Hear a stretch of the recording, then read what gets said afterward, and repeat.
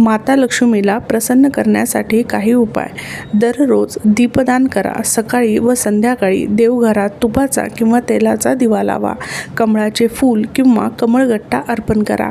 कमळ हे देवी लक्ष्मीचे अत्यंत प्रिय फूल मानले जाते.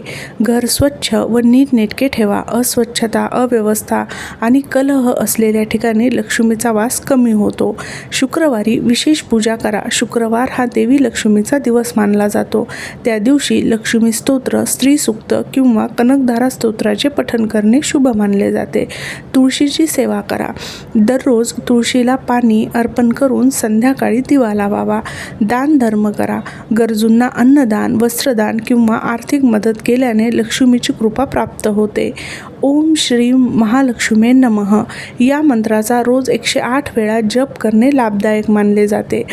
नमस्तेस्तु महामाये श्रीपीठे सुरपूजिते शंखचक्र गदा हस्ते महालक्ष्मी नमोस्तुते अशी आपण प्रार्थना करू शकतो. श्रद्धा, प्रामाणिकपणा, कष्ट आणि सदाचार यासोबत केलेली लक्ष्मीची उपासना सर्वाधिक फलदायी